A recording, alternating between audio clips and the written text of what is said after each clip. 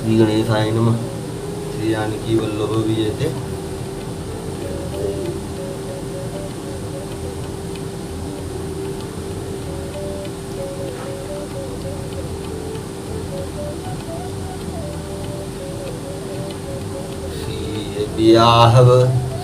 बियाह राम गर्भ दूरी करे निबन के, जीत को सक संग्राम दशरथ के रन बांकुरे। राजाओं के गर्व दूर करके श्री रामचंद्र जी सीता जी को ब्याहेंगे। महाराज दशरथ के रण में मां के पुत्रों को युद्ध में तो जीत ही कौन सकता है।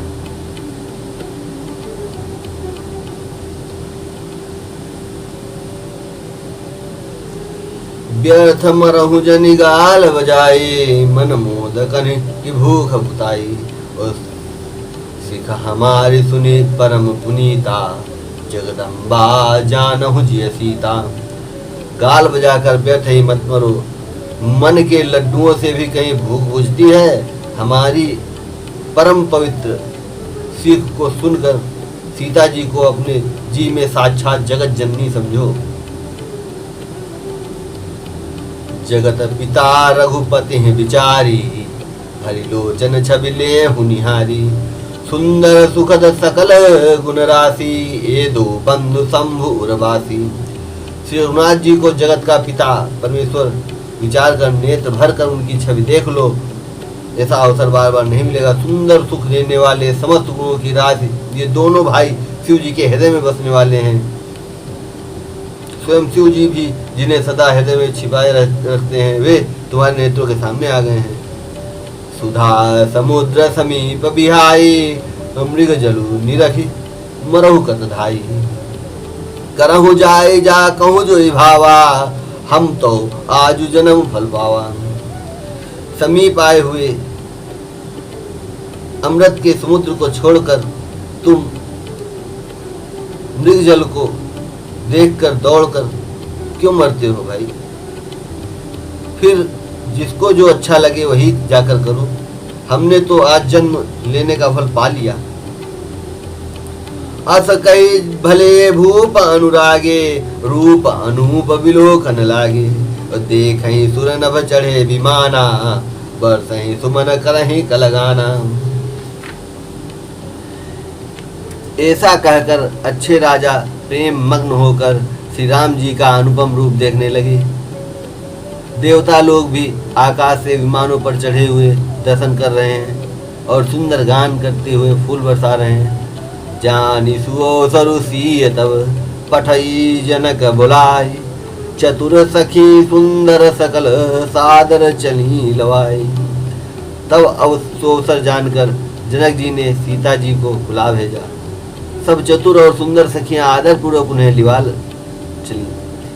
सिय शोभा नहीं जाई बखानी, जगदम्बिका रूप गुण खानी। उपमा सकल मोह लहु लागी, और प्राकृत नारी अंग अनुरागी। रूप और गुणों की खान जगत जननी जानकी जी की शोभा का वर्णन नहीं हो सकता।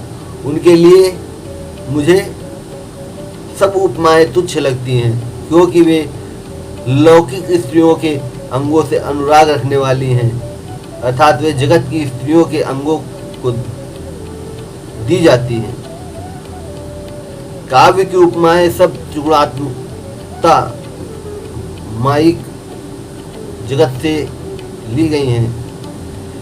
उन्हें भगवान की सुर रूपा शक्ति श्री जगत जननी जानकी जी के अपराकृत चिन्मय अंगों के लिए प्रयुक्त करना, उनका अपमान करना और अपने को उपहास हास्यास्पद बनाना है।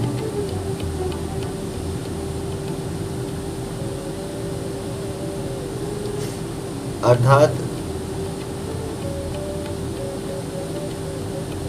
कवियों की सारी उपमाएं जगत की लौकिक स्त्रियों के लिए हैं और जगदम्बा माँ जानकी परालौकिक है, उनकी कोई उपमा नहीं है। उनको कोई उपमा में नहीं बांध सकता, अव्यक्त हैं।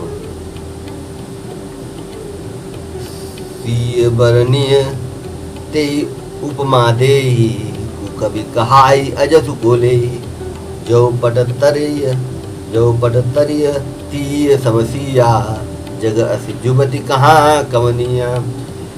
सीता जी के वर्णन में उन्हीं उपमाओं को लेकर कौन कुकवि कहलाए, अपयस का भागी बने। अर्थात सीता जी के लिए उन उपमाओं का प्रयोग करना सुकवि अर्थात सुंदर कवि के लिए पद से च्युत होना और अपकीर्ति मोल लेना है। कोई भी सुकवि ऐसी नादानी और अनुचित कार्य नहीं करेगा। यदि किसी स्त्री के साथ सीता जी की तुलना की जाए तो जगत में ऐसी सुंदर युवती है ही कहाँ जिसकी उपमा उन्हें दी जाए। गिरा मुखर तन अरद भवानी और रति अति दुखित अतनुपति जानी, बिसबारुनी बंधु प्रिय जेहि, और कहिए रमासम किमी वैदेही। पृथ्वी की स्त्रियों की तो बात ही क्या, देवताओं की स्त्रियों को भी ये देखा जाए तो हमारी अपेक्षा कहीं अधिक दिव्य और सुंदर है। तो उनमें सरस्वती तो बहुत बोलने वाली हैं, पार्वती अर्धांगिनी है अर्थात अर्धनारी नटेश्वर के रूप में उनका आधा ही अंग स्त्री का है, शेष आधा अंग पुरुष अर्थात शिव जी का है। कामदेव की स्त्री रति पति को बिना शरीर का अनंग जानकर बहुत दुखी रहती है, और जिनके वेश और मध्य जैसे प्रिय भाई हैं, उन लक्ष्मी के समान तो जानकी जी को कहा ही कैसे जाए। जो छवि सुधा पयो निधि होई, परम रूप में कच्छप सोई, शोभा रजु मंदरु सिंगारू, मथे पानी पंकज निच मारू। जिन लक्ष्मी जी की बात ऊपर कही गई है वे निकली थी खारे समुद्र से, जिसको मथने के लिए भगवान ने अति कर्कश पीठ वाले कच्छप का रूप धारण किया। रस्सी बनाई गई, महान विस्तारवासुकी नाग की मथनी का कार्य किया। अतिशय कठोर मंदराचल पर्वत ने और उसे मथा। सारे देवताओं और दैत्यों ने मिलकर जिन लक्ष्मी को अतिशय शोभा की खान और अनुपम सुंदरी कहते हैं उनको प्रकट करने में हेतु बने।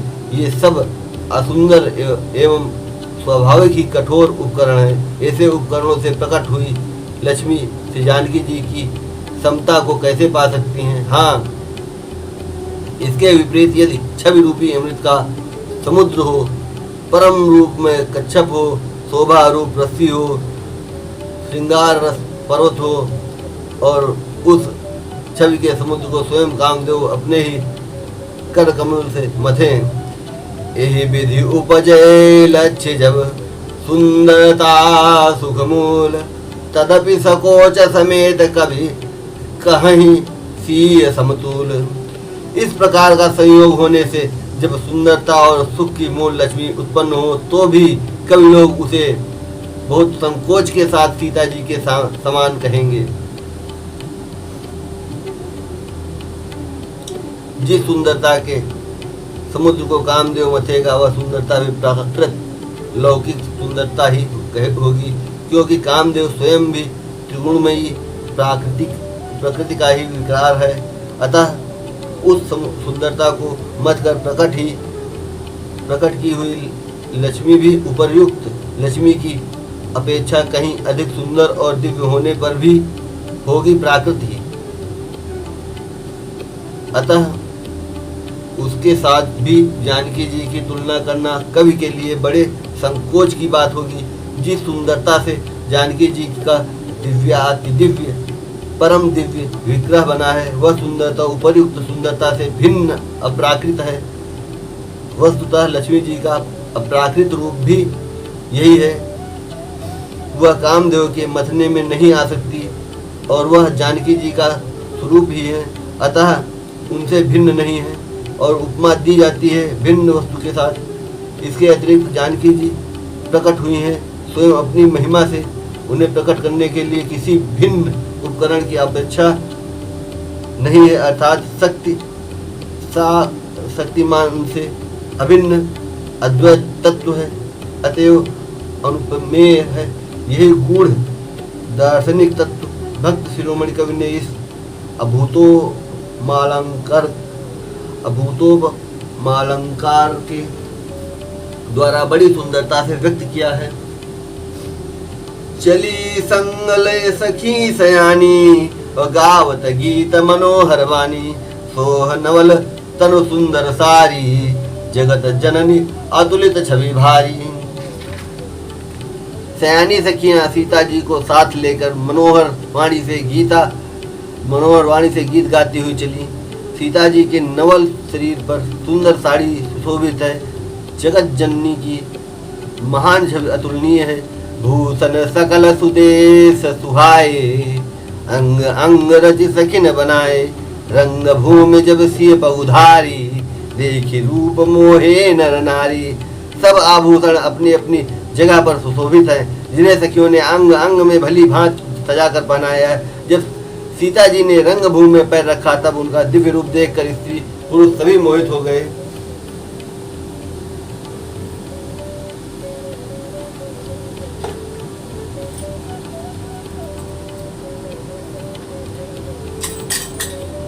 हरसि सुरन दुन्दुभे बजाए, और बरसी प्रसून अपछरा गाए। पानी सरोज सोह जय माला, अवचट चिते सकल भुआला। देवताओं ने हर्षित होकर नगाड़े बजाए और पुष्प बरसाए, अप्सराएं गाने लगी। सीता जी के कर कमलों में जयमाला सुशोभित है। सब राजा चकित होकर अचानक उनकी ओर देखने लगे। सी चकित चित राम ही चाहा, भय मोह बस सब नरनाहा। सीय चकित चित राम ही चाहा, भय मोह बस सब नरनाहा। मुनि समीप देखे दो भाई, लगे ललकी लोचन निधि पाई। सीता जी चकित चित्त से श्री राम जी को देखने लगी। तब सब राजा लोग मोह के वश हो गए। सीता जी ने मुनि के पास बैठे हुए दोनों भाइयों को देखा तो उनके नेत्र अपना खजाना पाकर ललचाकर वहीं श्री राम जी में जा लगे, स्थिर हो गए। गुरुजन लाज समाज गण, देख सी सकुचानी, लागी बिलोकन सखिन तन रघुबीर पुरानी। परंतु गुरुजनों की लाज से तथा बहुत बड़े समाज को देखकर सीता जी सकुचा गईं। वे श्री रामचंद्र जी को हृदय में लाकर सखियों की ओर देखने लगी। राम रूप रुषिय छवि देखे, नर नारिन परि हरि निमेषे। सोचहि सकल कहत सब चाही, विदितन विनय करहि मन माही। श्री रामचंद्र जी का रूप और सीता जी की छवि देखकर स्त्री पुरुष पलक मारना छोड़ दिया। सब एक टक उन्हें देखने लगे। सभी अपने मन में सोचते हैं पर कहते समझाते हैं मन ही मन। वे विधाता से विनय करते हैं। हरु विधि बेग जनक जड़ताई, मति हमारी असी दे सुहाई। अबिनु विचार पनु तज नर नाहु, सिय राम कर करे विवाहु। हे विधाता, जनक की मूर्ता को शीघ्र हर लीजिए और हमारी ही ऐसी सुंदर बुद्धि उन्हें दीजिए कि जिससे बिना ही विचार किए राजा अपना प्रण छोड़कर सीता जी का विवाह राम जी से कर दे। और जगु भल कहे जगु भल कहे भाव सब काहू, हट कीने अंतहु हृदाहु। एहि लालसा मगन सब लोगु, बरु सांवरो जान की जोगु। संसार उन्हें भला कहेगा क्योंकि यह बात सब किसी को अच्छी लगती है। हट करने से अंत में ही भी हृदय जलेगा। सब लोग इसी लालसा में मग्न हो रहे हैं और जानकी जी के योग्य वर तो यह सांवला ही है। तब बंदी जन जनक बुलाए, बिरदावली तब बंदी जन जनक बुलाए, बिरदावली कहत चली आए। कहा नृप जाए कहूँ परत मोरा, चले भाट ही हर सुन थोरा। तब राजा जनक ने बंदी जनों को अर्थात भाटों को बुलाया। वे बिरदावली वंश की कीर्ति गाते हुए चले आए। राजा ने कहा, जाकर मेरा प्रण सबसे कहो। भाट चले। उनके हृदय में कम आनंद न था। बोले बंदी बचन बर, सुनहु सकल महिपाल। पन विदेह कर कहें हम भुजा उठाए विशाल। भाटों ने श्रेष्ठ वचन कहा, हे पृथ्वी की पालना करने वाले सब राजागण सुनिए, हम अपनी भुजा उठाकर जनक जी का विशाल प्रण कहते हैं। नृप भुज बलु विदु शिव धनु राहु, गरु कठोर विदित सब काहू। रावनु बानु महाभट मार भारे, देखी सरासन गवहि सिधारे। राजाओं की भुजाओं का बल चंद्रमा है और शिव जी का धनुष राहु है, वो भारी है, कठोर है, यह सबको विदित है। बड़े भारी योद्धा रावण और बाणासुर भी इस धनुष को देखकर गांव से चुपके से चलते बने। उसे उठाना तो दूर रहा, छूने तक की हिम्मत नहीं हुई। सोई पुरारी को दंडु कठोरा, राज समाज आज जोई तोरा। त्रिभुवन जय समेत वैदेही, इब्बी नहीं विचार बरई हटते ही। उसी शिव जी के कठोर धनुष का आज इस राजसभा में, राज समाज में जो भी तोड़ेगा, तीनों लोगों की विजय के साथ ही उसको जानकी जी बिना किसी विचार के हठ पूर्वक वर्ण करेंगी। सुनिपन सकल भूप अभिलाषे, भटमानी अतिशय मन माखे। परिकर बांधे उठे अकुलाई, चले इष्ट देवन सिरनाई। प्रण सुनकर सब राजा ललचा उठे। वो जो वीरता के अभिमानी थे वे मन में बहुत ही तमतमाए, कमर कसकर अकुलाकर उठे और अपने इष्ट देवों को सिर नवाकर चले। तमकी ताकित किसी धनु धरही, उठई न कोटि भांति बलु करही। जिनके कछु विचार मन माही, चाप समीप महीप न जाही। वे तमक कर बड़े ताव से शिव जी के धनुष की ओर देखते हैं और फिर निगाह जमा कर उसे पकड़ते हैं। करोड़ों भांत से जोर लगाते हैं पर वो उठता ही नहीं। जिन राजाओं के मन में कुछ विवेक है वे धनुष के पास भी नहीं जाते। तमकी तमकी धरहि धनु मूढ़ नृप, उठई न चलहि लजाई। मनहु पाए भट बाहुबलु, अधिक अधिक गरुआई। वे मूर्ख राजा तमक कर किटकिटा कर धनुष को पकड़ते हैं, परंतु जब नहीं उठता तो लजा कर चले जाते हैं। मानो वीरों की भुजाओं का बल पाकर वह धनुष अधिक अधिक भारी होता जाता है।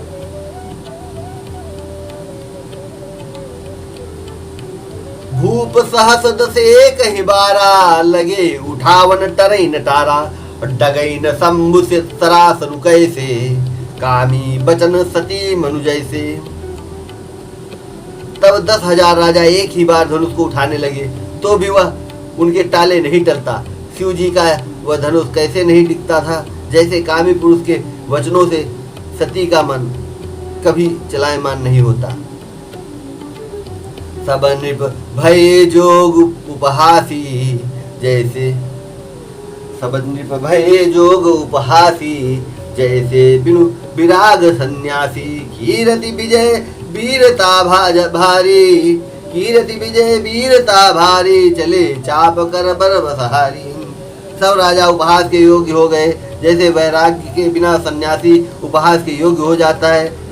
कीर्ति विजय बड़ी वीरता, इन सबको वे धनुष के हाथों बरबस हार कर चले गए।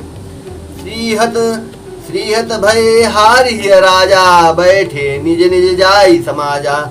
अन्य पर बिलोह की जनक अकुलाने, बोले बचन रोष जनुसाने। राजा लोग हृदय से हार कर श्रीहीन हतप्रभ हो गए और अपने अपने समाज में जा बैठे। राजाओं को असफल देखकर जनक अकुला उठे और ऐसे वचन बोले जो मानो क्रोध में सने हुए थे। दीप दीप के भूपति नाना, आए सुनि हम जो पन उठाना। देव तनुज धरि मनुज शरीरा, विपुल वीर आए रणधीरा। मैंने जो प्रण ठाना था उसे सुनकर द्वीप द्वीप के अनेकों राजा आए। देवता और दैत्य भी मनुष्य का शरीर धारण करके आए तथा और भी बहुत से रणधीर वीर आए। कुंवरी मनोहर विजय बड़ी, कीरति अति कमनीय। पावनिहार बिरंची, जनु रचौन धनु दमनीय। परंतु धनुष को तोड़कर मनोहर कन्या बड़ी विजय और अत्यंत सुंदर कीर्ति को पाने वाला मानव ब्रह्मा ने किसी को रचा ही नहीं।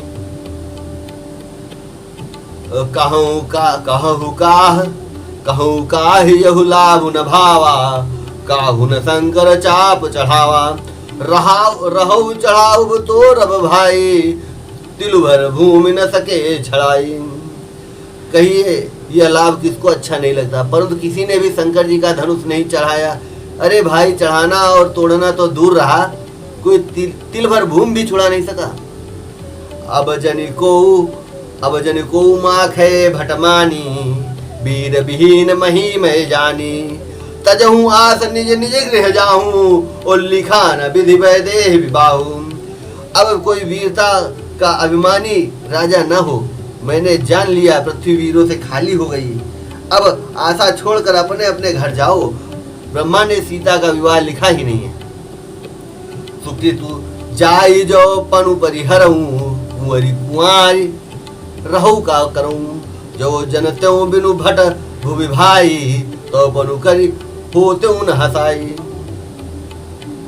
यदि प्रण छोड़ता हूँ तो पूर्ण जाता है, इसलिए क्या करूं, कन्या कुंवारी ही रहे। यदि मैं जानता कि पृथ्वी वीरों से शून्य है, तो प्रण करके उपहास का पात्र न बनता। जनक बचन सुनी सब नर नारी, देखी जानकी भय दुखारी। और माखे लखन कुटिल भई भव है, रदपट फरकत नयन सिद्धि सौ है।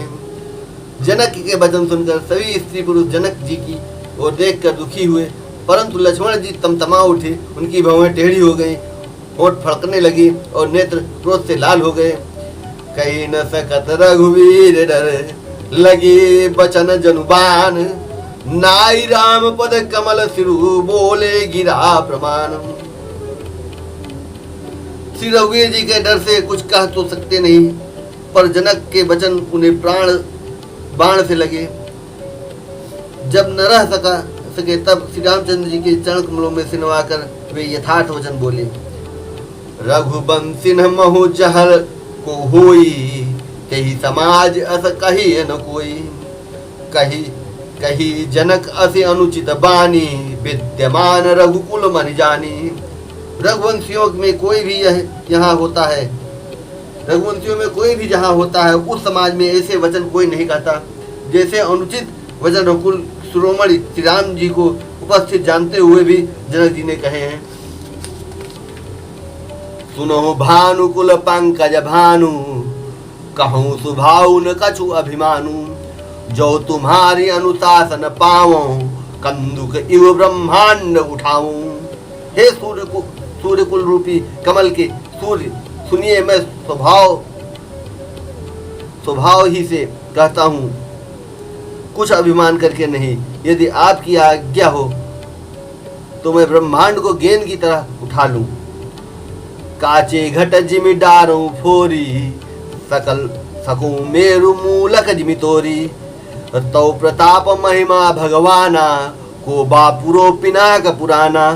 उसे कच्चे घड़े की तरह फोड़ डालूं, मैं सुमेर पर्वत को मूली की तरह तोड़ सकता हूँ। हे भगवान, आपकी प्रताप की महिमा से यह बेचारा पुराना धनुष तो कौन चीज है। नाथ जानिय आय सुहो, कौतुक करो बिलो की सो। कमल नाल जिमि चाप चढ़ावो, जो जन सत प्रमाण ले धावो। ऐसा जानकर हे नाथ, आज्ञा हो तो कुछ खेल करूं। उसे भी देखिए, धनुष को कमल की डंडी की तरह चढ़ाकर उसे 100 योजन तक दौड़ा लिए चला जाऊंगा। तोरो छत्रक दंड जिमि, तव प्रताप बलनाथ। जौन करो प्रभु पद शपथ, कर्ण धरो धनुभात। हे नाथ, आपके प्रताप के बल से धनुष को कुकुर मुत्ते बरसाती छत्ते की तरह तोड़ दूं। यदि ऐसा न करूं तो प्रभु के चरणों की शपथ है, फिर मैं धनुष और तरकस को कभी हाथ भी न लगाऊं। लखन सकोप बचन जे बोले, डगमगाने मह दिग्गज डोले। सकल लोग सब भूप डराने, सियहि हरसु जनक सकुचाने। जो हे लक्ष्मण जी क्रोध भरे वचन बोले कि पृथ्वी डगमगा उठी और दिशाओं के हाथी कांप गए। सभी लोग और सब राजा डर गए। सीता जी के हृदय में हर्ष हुआ और जनक जी सकुचा गए। गुरु रघुपति सब मुनि मन माही, मुदित भये पुनि पुनि पुलकाहि, सह नहीं रघुपति लखनु निवारे, प्रेम समेत निकट बैठारे। गुरु विश्वामित्र जी, श्री रघुनाथ जी और सब मुनि मन में प्रसन्न हुए और बार बार पुलकित होने लगे। श्री रामचंद्र जी ने इशारे से लक्ष्मण को मना किया और प्रेम सहित अपने पास बैठा लिया। विश्वामित्र समय शुभ जानी, बोले अति स्नेह मय बानी, उठऊ राम भंजहु भव चापा, मेटहु तात जनक परितापा।